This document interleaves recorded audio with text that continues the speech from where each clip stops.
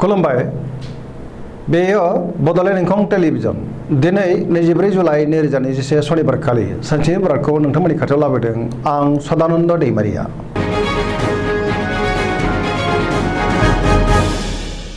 सिगां फरायनो लादों मेष राशि गिबि हांखो अ ल। दिनैनि साना जोबोर मोजां जायखि खामानि मावा मानो दिनै जेरावबो जाफुंसारगोन गोसोखौ दिनै जोबोर गोजोननाय मोनगोन जेनिबो जिंगा थानाय नङा देहाया दिनै मोजाङै थागोन बहानिफ्रायबा मोजां खौरां फैनो हागौ रांखावरियाव जोबोर मोजां होनजायो मोननो गोनांखौ दिनै मोननो हागोन आरजिनाय धोनखौ दोनथुमनो हागोन गोबां धोन आरजिनोबो हागोन बेफार फालांगियाव मोजां मुलाम्फा मोनगोन न'खराव बिसि फिसायनि गेजेराव अनलायनाय फैगोन बहाबा थांनांगौब्ला दिनै जोबोर मोजां आरो मोजाङैनो दावबायनो एबा हान्थिनो हागोन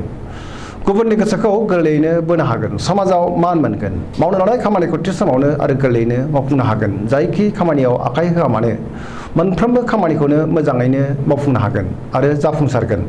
लाइमोनफ्रा दिनै जोबोर रमान्टिक जागोन आरो बहानिफ्रायबा मोजां खौरां मोनगोन गावबा गावनि गोसोनि साननायखौ फोरमायलायनोबो हागोन फरायसाफ्रा फरायनायाव गोसो दुंखांगोन आरो मोजां फिथाइ मोनगोन पजिटिभ एनार्जिनि गोहोम गोग्लैगोन गोदान खामानिखौ मावनो हागोन आरो मोजाङैनो जाफुंसारगोन न'खराव खुसिनि थासारि फैगोन।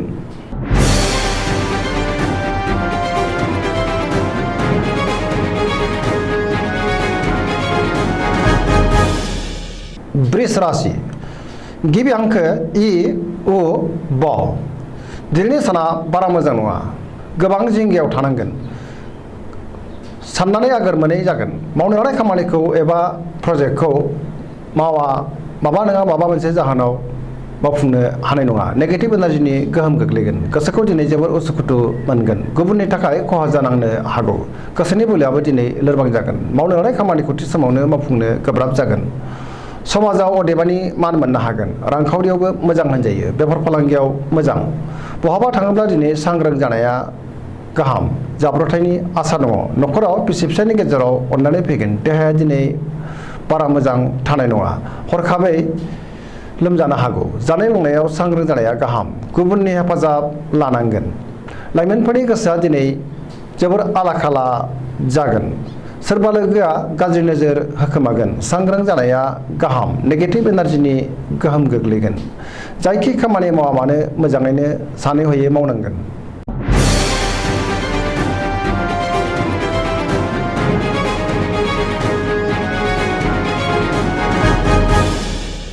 मिथुन राशि गिबि हांखो ख स। दिनैनि साना जोबोर मोजां गोसोखौ दिनै जोबोर गोजोननाय मोनगोन देहायाबो मोजाङै थागोन अब्लाबो जानाय लोंनायाव सांग्रां जानाया गाहाम रांखावरियाव जोबोर मोजां होनजायो मोननो गोनांखौ दिनै मोननो हागोन आरजिनाय धोनखौ दोनथुमनो हागोन बेफार फालांगियाव मोजां मुलाम्फा मोनगोन गोसोनि बोलोआ बांगोन पजिटिभ एनार्जिनि गोहोम गोग्लैगोन बयनिबो गोसोखौ दिनै बोनो हागोन सोरबा मोजां मोननायजों रायज्लायनो खाबु मोनगोन न'खराव अननानै फैगोन समाजाव मान मोनगोन गोसोनि साननायफोरा जाफुंगोन गोसोनि बोलोआ बांगोन मावनो लानाय खामानिखौ थि समावनो आरो गोरलैयैनो मावफुंनो हागोन लाइमोनफोरनि गोसोआ दिनै रंजाखांगोन आरो गावबा गावनि गोसोनि साननायखौ फोरमायलायनोबो हागोन फरायसाफ्रा फरायनायाव गोसो दुंखांगोन आरो मोजां फिथाइ मोनगोन सोरबा लोगोआ गाज्रि नोजोर होखोमागोन सांग्रां जानाया गाहाम।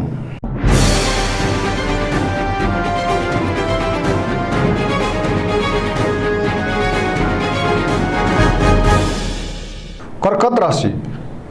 गिबि हांखो ड ह। दिनैनि साना जोबोर मोजां गोसोनि साननायफोरा जाफुंगोन गोसोखौ दिनै जोबोर गोजोननाय मोनगोन मावनो लानाय खामानिखौ थि समावनो मावफुंनो हागोन पजिटिभ एनार्जिनि गोहोम गोग्लैगोन रांखावरियाव जोबोर मोजां होनजायो अदेबानि खरसायाबो बांगोन बेफार फालांगियाव मोजां मुलाम्फा मोननो हागोन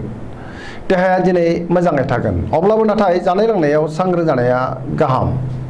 गुबुननि हेफाजाब लानांगोन न'खराव अनलायनाय फैगोन गोसोनि साननायफोरा मोगथाङाव जाफुंगोन बिमा बिफानि अननाय आरो बोरखौ दिनै मोननो हागोन बिदा फंबायनि हेफाजाब मोनगोन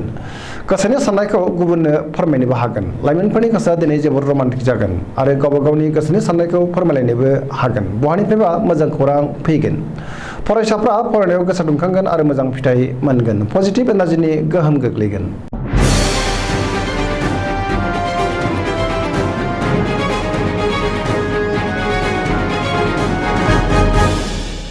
सिंह राशि गिबि हांखो म ट दिनैनि साना जोबोर मोजां गोसोनि बोलोआ बांगोन गोसोआव पजिटिभ साननाय फैगोन लोगोफोरनि अनसायनाय मोनगोन मावनो लानाय खामानिखौ थि समावनो आरो गोरलैयैनो मावफुंनो हागोन रांखावरियाव दिनै जोबोर मोजां होनजायो अब्लाबो नाथाय खरसायाबो बांगोन बेफार फालांगियाव मोजां मुलाम्फा मोननो हागोन सोरबा लोगोनि हेफाजाबखौ दिनै मोननो हागोन न'खराव अनलायनाय फैगोन गोसोआ दिनै जोबोर रमान्टिक जागोन लाइमोनफोरा गोसोनि साननायखौ फोरमायलायनोबो हागोन बहानिफ्रायबा मोजां खौरां फैगोन पजिटिभ एनार्जिनि गोहोम गोग्लैगोन फरायसाफ्रा फरायनायाव गोसो दुंखांगोन आरो मोजां फिथाइ मोनगोन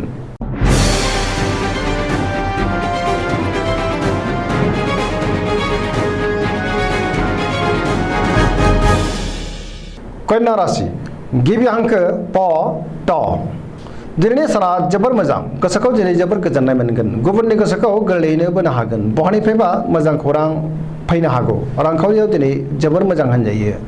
आरजिनाय धोनखौ दोनथुमनो हागोन मोननो गोनां धोनखौबो दिनै मोननो हागोन बेफार फालांगियाव मोजां मुलाम्फा मोनगोन देहायाबो मोजाङै थागोन अब्लाबो जानाय लोंनायाव सांग्रां जानाया गाहाम न'खराव बिसि फिसायनि गेजेराव अनलायनाय फैगोन बिदा फंबायनि हेफाजाब मोनगोन सेंग्रा सिख्लाफ्रा गावबा गावनि गोसोनि साननायफोरखौ फोरमायलायनोबो हागोन फरायसाफ्रा फरायनायाव गोसो दुंखांगोन आरो मोजां फिथाइ मोनगोन पजिटिभ एनार्जिनि गोहोम गोग्लैगोन गोसोनि साननाय आरो लुबैनायफ्रा मोगथाङाव जाफुंगोन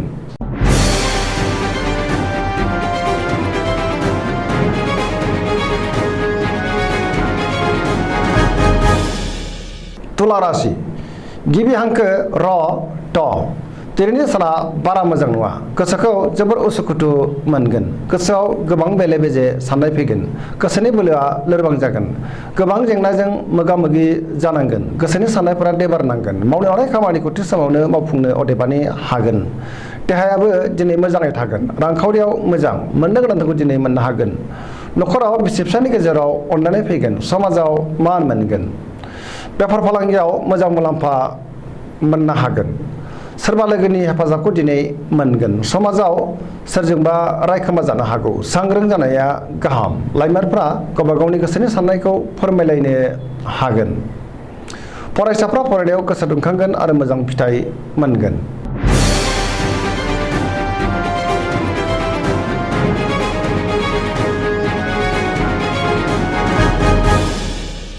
वृश्चिक राशि गिबि हांखो न स दिनैनि साना जोबोर मोजां गोसोखौ दिनै जोबोर गोजोननाय मोनगोन गोसोनि बोलोआ बांगोन मावनो लानाय खामानिखौ थि समावनो आरो गोरलैयैनो मावफुंनो हागोन गोसोनि साननायफोरा जाफुंगोन पजिटिभ एनार्जिनि गोहोम गोग्लैगोन समाजाव गोबां मान मोनगोन न'खराव बिसि फिसायनि गेजेराव अनलायनाय फैगोन रांखावरियाव दिनै जोबोर मोजां अब्लाबो नाथाय खरसायाबो बांगोन बेफार फालांगियाव मोजां मुलाम्फा मोननो हागोन देहाया दिनै मोजाङै थागोन गुबुननि हेफाजाब मोनगोन सोरबा गोजाम लोगोखौ बहाबा लोगो मोननानै गोसोखौ दिनै जोबोर गोजोननाय मोनगोन आरो खुसि जागोन लाइमोनफोरा मोजां खौरां मोनगोन गोसोआ दिनै जोबोर रमान्टिक जागोन गावबा गावनि गोसोनि साननायखौ फोरमायलायनोबो हागोन फरायसाफ्रा फरायनायाव गोसो दुंखांगोन आरो मोजां फिथाइ मोनगोन पजिटिभ एनार्जिनि गोहोम गोग्लैगोन सरासनस्रायै दिनै साना जोबोर मोजां आरो मोजाङैनो बारग'लांगोन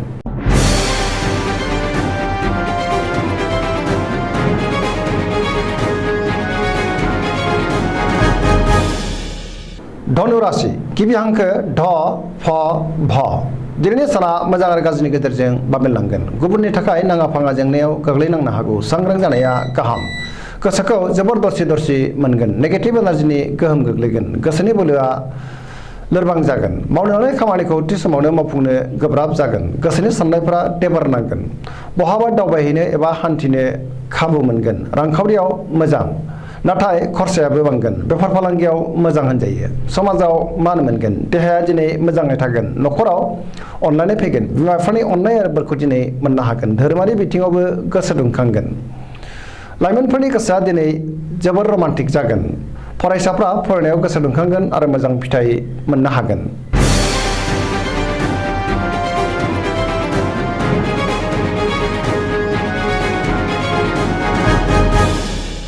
मकर राशि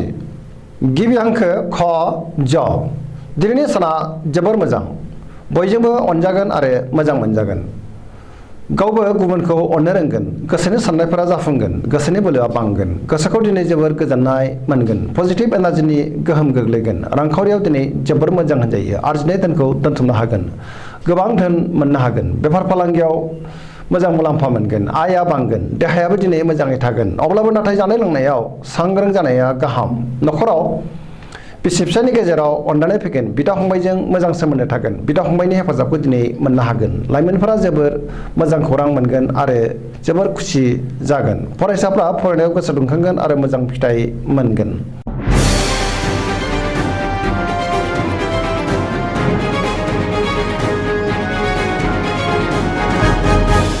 कुम्भ राशि गिबि हांखो ग स स दिनैनि साना जोबोर मोजां गोसोखौ दिनै जोबोर गोजोननाय मोनगोन माबा मोनसे बेसेन गोसा मुवा मोननो हागौ मावनो लानाय खामानिखौ थि समावनो आरो गोरलैयैनो मावफुंनो हागोन बहानिफ्रायबा मोजां खौरां मोनगोन समाजाव मान मोनगोन रांखावरियाव जोबोर मोजां होनजायो आरजिनाय धोनखौ दोनथुमनो हागोन बेफार फालांगियावबो मोजां मुलाम्फा मोननो हागोन देहायाबो दिनै मोजाङै थागोन नखराव अनलायनाय फैगोन लाइमोनफोरनि गोसोआ दिनै जोबोर रमान्टिक जागोन आरो गावबा गावनि गोसोनि साननायफोरखौबो फोरमायलायनो हागोन फरायसाफ्रा फरायनायाव गोसो दुंखांगोन आरो मोजां फिथाइ मोनगोन पजिटिभ एनार्जिनि गोहोम गोग्लैगोन गोसोनि साननाय आरो लुबैनायफ्रा मोगथाङाव जाफुंगोन जायखि खामानि मावा मानो दिनै मोजाङैनो मावफुंनो हागोन बहाबा दावबायनो खाबु मोनगोन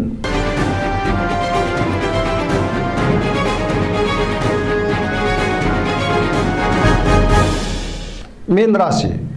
गिबि हांखो ड स दिनैनि साना जोबोर मोजां हरखाबै बहाबा दावबायहैनो खाबु मोनगोन गुबुननि अनसायनाय मोनगोन गोसोआव गोग्गो आरो गोथों साननाय फैगोन गोसोनि बोलोआ बांगोन देहायाबो दिनै मोजाङै थागोन रांखावरियाव जोबोर मोजां होनजायो गोबां धोन मोननो हागोन बेफार फालांगियाव जोबोर मोजां मुलाम्फा मोनगोन नखराव बिसि फिसायनि गेजेराव अननानै फैगोन गोसोआ दिनै जोबोर गोख्रों जागोन पजिटिभ एनार्जिनि गोहोम गोग्लैगोन गुबुनजों अनसायजागोन गोसोआव पजिटिभ साननाय फैगोन फरायसाफोरा फरायनायाव गोसो दुंखांगोन आरो मोजां फिथाइ मोनगोन गुबुननि अननाय आरो बोरखौ मोननो हागोन गोसोआ दिनै जोबोर रमान्टिक जागोन सरासनस्रायै दिनै साना जोबोर मोजां आरो मोजाङैनो बारग'लांगोन दिनैनि राशि फरायनाया एसेनोसै जोबनायाव बेखौनो खावलायो जाहाथे नोंथांमोना सानफ्रामबो जोंनि बे बड'लेण्ड इंखं टेलिभिजनखौ नायबाय थायो आरो साबस्क्राइब खालामो लोगोसे शेयार खालामो आरो लाइक खालामो एसेनोसै गोजोन्थों